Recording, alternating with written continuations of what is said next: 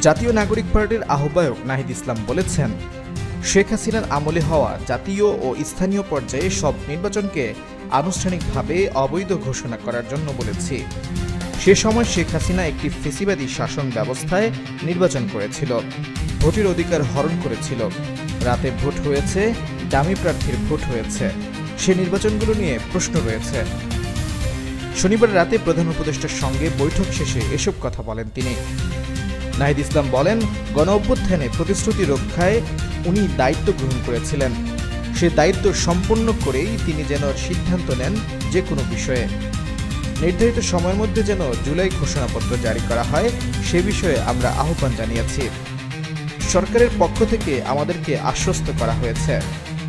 তিনি আরও বলেন, জুলাই অভ্যুত্থানের শহীদ পরিবার এবং আহত পরিবারের পুনর্বাসন প্রক্রিয়া ধীরগতিতে এগোচ্ছে। এখনও সব শহীদ পরিবার সঞ্চয়পত্র পায়নি। মাসিক ভাতা দেওয়ার কথা ছিল, সে ভাতার কার্যক্রম শুরু হয়নি।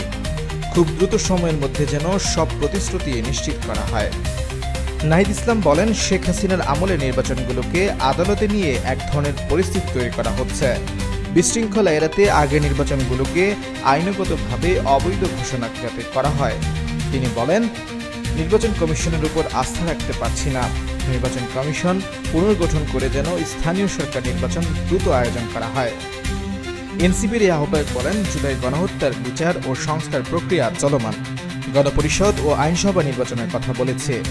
এ তিনটি নিয়ে সমন্বিত একটি পরিকল্পনা বা রোডম্যাপ যাতে সরকার একত্রে ঘোষণা করে, জুলাই মাসের মধ্যে জুলাই সনদ আসতে পারে বলে আমাদেরকে আশ্বস্ত করা হয়েছে।